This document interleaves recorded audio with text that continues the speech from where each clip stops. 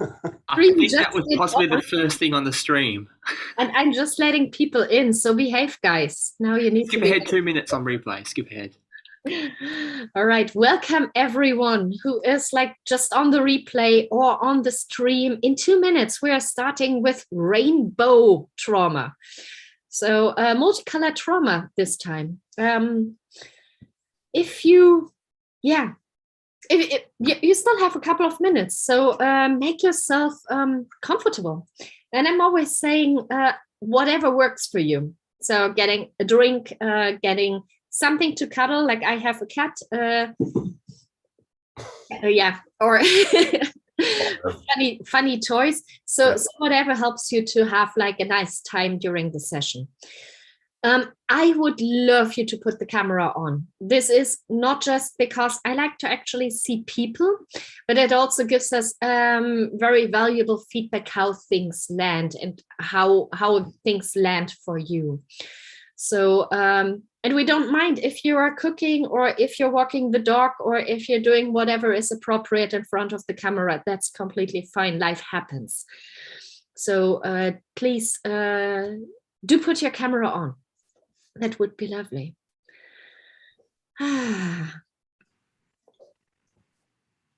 Yeah, also good morning from my side, at least European good morning. And I think we're starting in a couple of minutes after Daniela is going to share some introductory and framing information with us, right? Yes. If you worry about like being somewhere on camera and being recorded or live streamed or anything, we're spotlighting the speakers, so you don't need to worry about that. It's really just for us. You're not being recorded in any way. So it's just speaker view, which we are recording. All right, we are on time. So do let me start the recording actually. And welcome everyone to day 5 of the Hidden Trauma Summit. Not so hidden anymore, hopefully.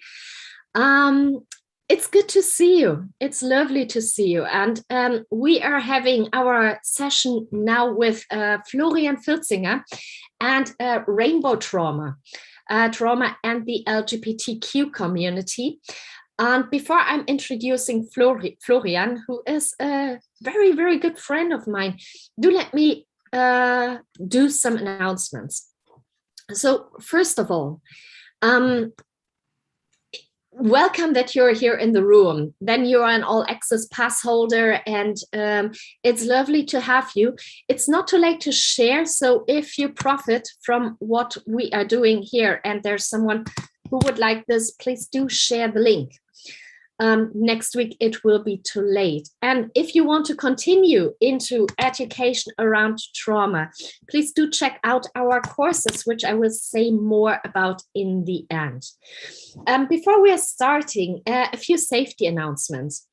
As mentioned a couple of times, trauma can bring stuff up, and it's really important to check in with you. Is it actually kind to watch a trauma session now? Are you resourced enough? You can always go back in, watch the replay and watch it later if you feel like, that's too much. Also, these sessions are educational. They are not therapy. So if trauma symptoms coming up for you and you might experience just the worst time of trauma, which happens to the best of us, no judgment here. Please do seek out professional help, meaning a trauma therapist. On that note, also, trauma is not a topic to binge watch. Please take breaks in between, and replays are available until the 22nd of September. Last but not least, if you notice that you might get tense up, agitated, spaced out, or any kind of these trauma symptoms we kind of mentioned a couple of times, remember you can move, stretch, breathe.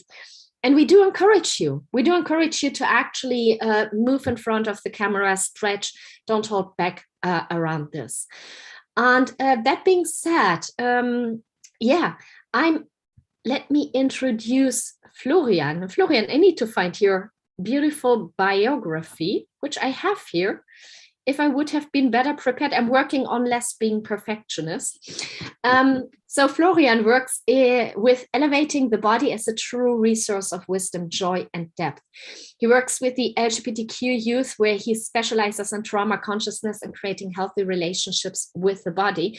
And he's also one of the organizers of the Christopher Streets Day in Berlin, and very much involved into the LGBTQ community in Berlin. Florian, over to you. Okay. Thank you so much for the introduction, Daniela. Can you hear me? Because the green thing is not jumping on me, but I guess so. Okay. So Daniela already said a couple of words about me.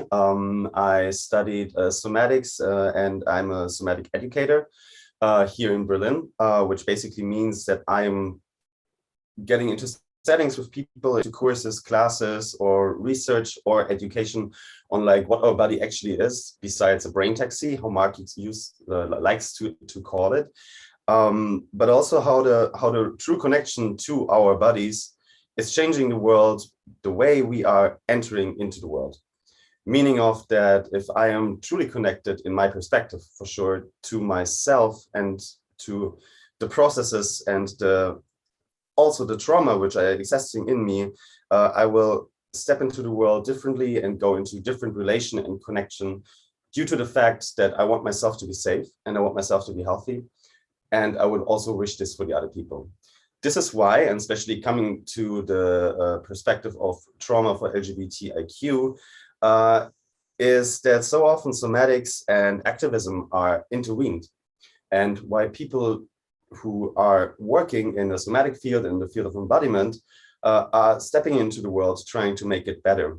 And the same is that activists often find out that they need a true connection to themselves, and especially to their resources, not to burn themselves when they're going out into the world, standing in for other people, which the LGBTIQ community, carrying the rainbow flag on prides all over the world and also in between those events, is in a special need to.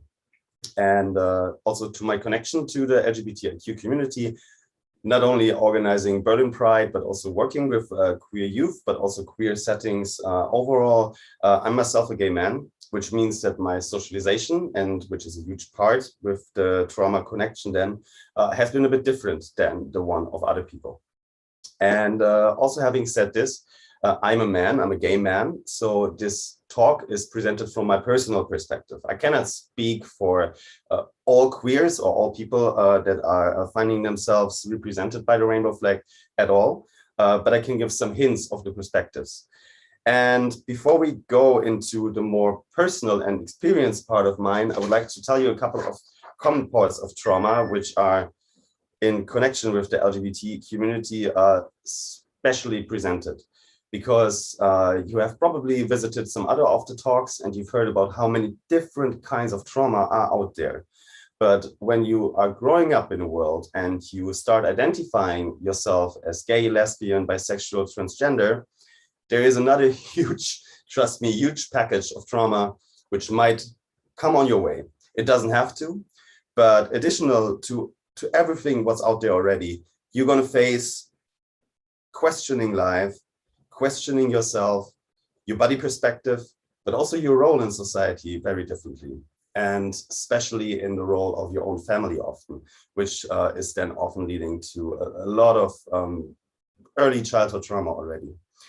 But just giving you some ideas about like what are the most common types of trauma for the LGBT community is that the disproportionality, as mentioned, is raising tremendously, because the most vulnerable parts of society, speaking of LGBTIQ people, is facing way more dangers of having traumatic experiences. It can be hate or disacceptance in your own family. It's discrimination in social settings, meaning like school, work, society at all. It is the point that often they cannot even show who they truly are. And just really briefly going into the concepts of Gabor Mate is saying that two of our basic human needs are authenticity and connection. And especially growing up in, like say, in your smallest setting, in your family, within your friends, in your school classes, realizing that you are not necessarily fitting the heteronormative picture of what society wants, or also like expects from you, meaning like that you will fall in love with the opposite gender, that you can play into this entire game of like romantic relationships, is breaking with the part of connection or the part of authenticity. Because either you dare to show who you are, and then you have the classical coming out, which is one of the biggest events in every queer person's life, or like one of the biggest processes, or you are hiding yourself on the cost of connection, or like on the gain of connection, that you can stay connected, you can play what's your expected role in society, but you're losing the connection to yourself. So often for us people growing up into this world, these are not in balance. And the imbalance of those two can cause so many, and trust me, so many different terrible layers of trauma who are then engaging into our lives very, very much. And the socialization, when you're hiding yourself, can often lead to hyper showing yourself then when you are growing up and when you are not in those settings anymore. Because what you have had to hide for so long is something that you will have to scream out so loud after, to even feel it for yourself, to even be aligned with your own authenticity and your personality. Speaking of, an overcompensation which can lead to the most different settings when it comes to going into relationship.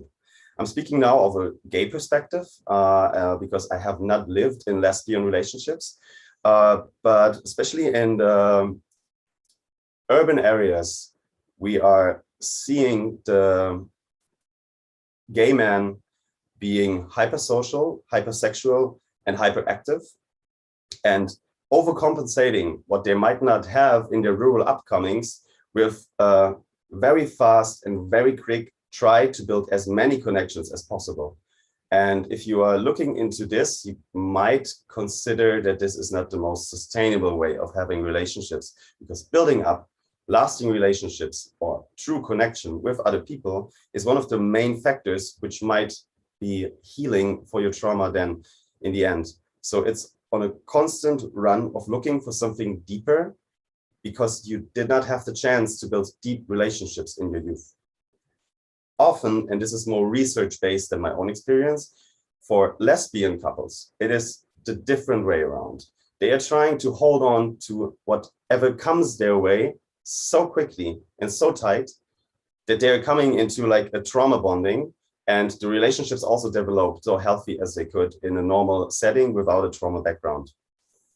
And another part of overcompensation that I can speak about is having been grown up, having to question this promise of the patriarchal world being a man, but having to doubt being a man, has led to myself, and still up today, although I have all this consciousness, I did trainings and I'm doing a lot of research for myself about masculinity, toxic masculinity, and questioning masculinity, is the need for a hyper masculinity. So when you're looking at pictures of gay prides all over the world, and yes, media likes to show sexualized pictures anyway, you mostly see the picture of a half-naked, 25-year-old, really muscular man. And this overcompensation, this trying to come into a hyper-masculinity, is one of the coping mechanisms that happen in the queer community, because we want to fit this picture so much. We want to become this like super strong, super alpha man, because our masculinity has been questioned since our teenage years. And not only by society, especially by ourselves. And this is one of the facts why a queer person will be questioning their identity so much more. And not only negative things come out of that, it is also positive effects, which we learned also in some other talks about trauma, which might lead to us having some skill sets developed that other people growing up differently do not develop. And so when we manage, and I'll come to what these are in a minute, When we are managing to understand our trauma and to find the support we need to heal it, this socialization that I just talked about is actually something which can give us a huge and positive skill set for life when we are then going in relationship. But it is really important that some work is done here. And it is said that it is way easier to build strong children than to repair broken men. It's a quote by Frederick Douglass, which makes it so important that we are trying to support youth in growing up as queer, identified in this world, rather than trying to impact them on a later level. This is why I concentrated my work at the moment on queer youth. And I'll give you an example about this work in a second. Going to a bit of history though first. So especially speaking about history in Germany, I'm a German gay man, and there was a great panel about German Angst, which we had in German with Ilan Stefani. Daniela might be able to put a link, or Steve, into the chat. So if you haven't purchased the full package, you could still do it and watch this if you understand German. But there will also be another one in the evening, which I come to. So being a gay man living in Germany, I have also a very special kind of trauma, which means that German people have been persecuting and killing gay men in this country just 75 years ago still. Other side, me as a German going through the world, I also have this trauma of that my nation and my population has been going in the Third Reich to like, need to go into the full history, but has been attacking all the world, has been killing Jews, has been killing their opponents. And I'm in between this. This is a very special kind of trauma layer that, like, yes, I'm German. I have this disconnection to guilt, to grief, but also I'm a German gay man, which means that I have the intersection of that I'm living in a country which would have killed myself. And also a historical part which hugely impacts, traumatically impacts the LGBTQ community, and especially gay men still, is the HIV crisis. When I am engaging with elderly men, because I was just born when the HIV crisis in the 80s came up and hit his huge impact at the end of the 80s, early 90s. So I did not experience this. I did not experience gay men dying around me like flies, basically. But when I speak to the elderly generation, they still are scared of getting in touch, in becoming sexual with other people. And these traumatic experiences are still lingering in them and are still lingering in our society. So then when the newer health crisis and the current pandemic with COVID came up, the queer community, especially the elderly generation, but also me, we were shaken up and reminded to this hugely impactful historical happening already. And the COVID crisis has brought up another total huge layer of trauma to especially the youth now, because the queer society, the queer people often do not have the chance to have a supportive family, to have a supportive background, to have a safe space at home, because they might not be able to be honest about who they are. So the impact of community and the importance of community is super huge. Having spaces where you can be vulnerable, where you can show your true self, where you might be able to dress the way you like and not have to cover up with a heteronormative behavior or even outfits or personality, have been hugely impacted by the COVID-19 crisis all over the world. Because these safe spaces, those physical spaces where people could meet, have often been closed, as any other places have been. And so often, the queer youth has been put home into places where they either couldn't be themselves or where they were not safe. So the COVID-19 crisis is like hitting in massively to the population of queer people all over the world, but especially, and I'll go more into detail now to explain you to the youth in Poland. Speaking about Poland at the moment is having like a huge crisis with a political party which is in huge oppression against queer youth, they basically even have areas where they deny their existence and call it LGBT-free zones, which means that this youth is not having spaces where they can go besides online spaces, and are finding themselves in a disconnection from their normal surroundings, but also in a disconnection from their families, which puts them into a constant level of stress. And I have a little something to show us what a constant level of stress is doing to our systems. So when we are going into this, like, and it's especially rainbow colored for this class, when we're going into our systems, being in a constant process of in and out breathing, of expansion, but also yielding back. And this was, let's say, a healthy system. When it comes under stress, it will not be able to fully extend or either fully yield. So in this constant, you can see it maybe like this, but it doesn't have to be that rhythmic. In this constant situation of being stressed and not being able to relax, our systems are not able to create a healthy way of creativity, connection, rest and productivity levels. So we are having a new generation being in the point of not building the ability to build true relationships or healthy relationships. And they are then going into a world where they're going to have to cope with this for most of their lives.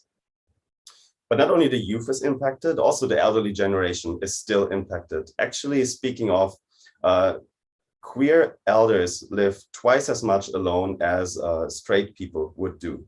So loneliness is a huge part of being a queer person, because the inability of learning true connection, in combination then with the inability to build connection or to find places where you can be yourself, is putting us basically on a constant stress level.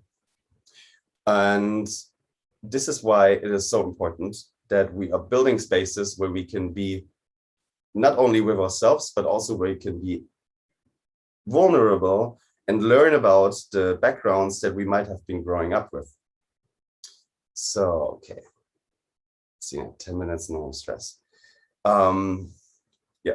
By the way, for all the people who are live in here, I'm happy to give you the chance to also put questions that you might have into the chat. Exactly. And just on a side note, tonight there is going to be another panel about the impact of COVID-19 crisis and trauma. I think it is at 9 p.m. CET. Maybe Steve can also put a link into this one in the chat, which is specializing a bit more, not only in the impact of the LGBT community, but also the impact of COVID in all communities. Okay, Steve says we'll share the schedule at the end. Yeah. So I've given you a bit of an overview about some of the things that we as queer people are facing when we are growing up. And then I can go a bit deeper into the overall situation of being a queer person in the days nowadays. And also why I am here living in Germany in a very safe space, in such a huge solidarity with queer people around the world, especially in the neighbor country, Poland. It's that it has a huge impact on my own perception of the world when I am planning my holidays. And I really have to check into the country's situation on queer people, because I might want to travel to a country where I might be either charged a fine, be arrested, or either be still killed in 72 countries of the world as a queer person. Meaning of, like, I am though home or safe at home, rather safe here in Germany, I still am not able to travel all the world. I do not have the chance to just say like, hey, I jump on a flight and I go to, let's say, the Arab countries, although I would love to see the cultures and everything. Oh, slides, answer this in a second. I do not have the chance to travel freely around the world. I am not able to just go into any kind of place with my boyfriend or let's say any kind of partner, and having this in your background, having this in your mind all the time, is not making you necessarily such a free thinker or such a free living being as if you would just not be thinking about these topics, which leads to this huge solidarity movement that we are having in the queer community, because we are experiencing oppression. But also here, still in Germany, going out into certain areas of Berlin even is not possible, holding hands of your partner as a queer couple, because you are still in a constant danger. And I mentioned already that this does not only have negative impacts, it also can have good impacts on us, because especially throughout history, and queer people have not been invented with the hippie movement in the late 60s.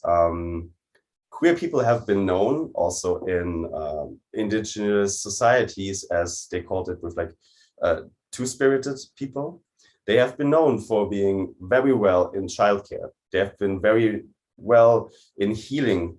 They have been very well in like taking care of elders, which are all like skill sets that might have been evolved out of the fact that having to question society, having to have this like ability of going into solidarity with other people, and having had the experience of how it feels to be oppressed or how it feels to be in danger, gives you empathy for others and gives you the wish to create a better world. So if we are able to engage our post-traumatic stress disorders we might have in our systems, or the traumas that we are carrying with us, there is a chance to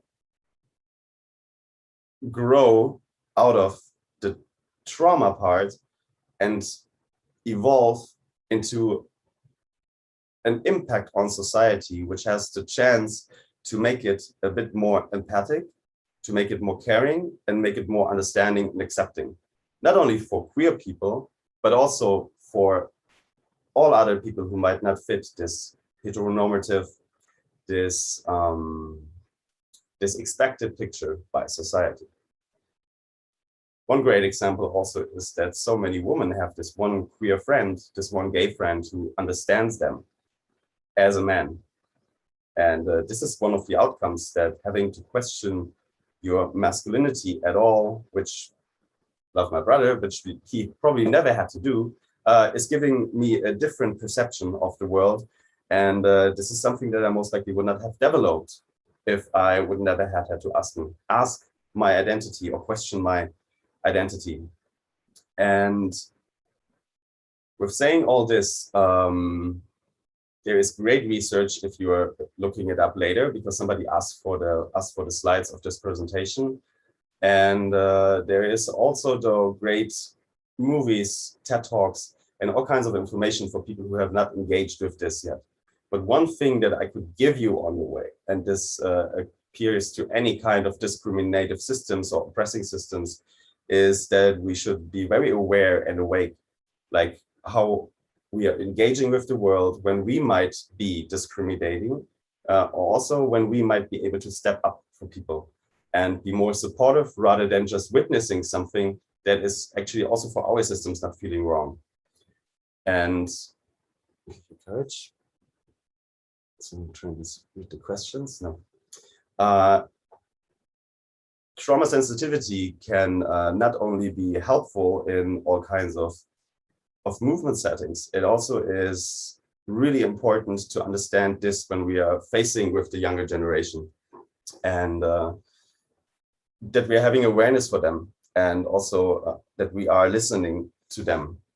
This is why I will be traveling to Poland tomorrow, supporting the Pride, the local one, but rather than just being there, I really go there to listen to what is needed, to see what is the current problems, and then to start committing to the world as a person who is trying to see the impact of what is going on at the moment and see how I can support, either if this is like from far away or with local workshops, and really try to encourage young people who are identifying differently to see the chance in who they are rather than the danger, or rather than the difference, or rather than something negative.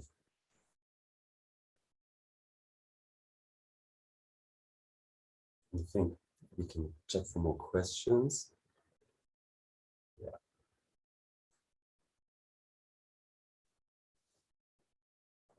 Maybe to end this, I can repeat it again, that it's easier to build strong children than fixing broken men and women. And this is what we should, not only with queer people, not only with queer youth, with ourselves, what we should try to bring to the younger generation.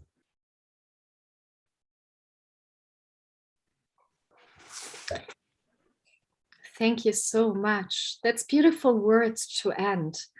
And I see a little bit of the chats, just adding my spotlight so you can also see me. I'm following a little bit the chat and beautiful reflections. I think it landed for people.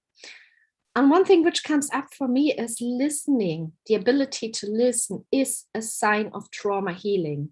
It's a sign of coming out of trauma and being able to empathize. If you do still struggle with that for whatever reason, no judgment, I would invite you for our little trauma healing course, which is with Ilan Stefani, who's kind of coming from not the same, but a similar background. She was a sexual worker, so she really knows how tough things can be. And she came out of that, having some serious trauma. Like I heard a little bit of her background, and it's horrific. And if you look at her now, you don't feel like that. So very strong. She's fucking strong, definitely. So if you want to come from to okay, this course is for you. Do let me share my screen, because it's so much easier to actually talk about this stuff when you can see what I'm talking about than actually, hey, yeah, my computer is refusing to load sometimes, than actually me just like rambling around. So we made it like deliberately cheap. It's only $50. So to make it accessible, to really make it accessible, because trauma healing is the baseline. If you want to move from okayish to actually great, there's a lot of teachers who are very kind of lovingly weird, not just Ilan, but kind of almost every teacher. This is because trauma is also, or can also be a gift, or trauma healing can be a gift and can lead to superpowers, to your own personal lovingly weirdness. So if you want to explore this, this course is going to be for you. And last but not least, if you're like Florian, working with clients, working in some kind of communities which need trauma healing, which need support, the facilitator package is for you, which includes also a whole bunch of more bonuses and a lot of like healing journeys, or journeys from okayish to the superpower from different perspectives. All right. With that, please do share the links, which I'm putting into the chat, because we want you to be able to spread this work, this information, this education on trauma. Next week is going to be too late. Also, you can watch the replay. So sometimes this is a lot of stuff, a lot of information to digest, and trauma can lead to spacing out, tensing, whatever. The replays are available until the 22nd of September, and you find the link in the chat as well. Also, the link to the courses, so you can actually read up on all the information in your own time. And if you have any more questions or need any help, our client support, lovely Agata from Poland, is available at your service. So with that, thanks a lot to Florian. Oh yeah, the schedule. Do you want to know what's coming up next? I think that's important also, because Florian talked about one session he is doing later with our body, which melt around COVID. And I just marked this for you. So this is going to be later today at 8 o'clock UK time. And it's going to be lovely, I can tell you that. Also, other things coming up today, which we have is, and I really need to scroll here. So how trauma impacts your love life, going a little bit more into the same direction. Trauma and passion. Ilan and Christina, believe me, this is a superb combination. Definitely a session not to miss. For the German speakers of you, we have a session on developmental trauma in German language, and totally not selfish here. I'm also having a session with Patricia on being successful without having to be perfect. Trauma and workaholism. And much, much more coming up. So check out the schedule. There's lots of stuff coming up, and lots of stuff which we already showed is available as replay. So with that, wishing you a wonderful day, a wonderful rest of the day. Hope to see you in one of the follow-up sessions. And thanks a lot to Florian.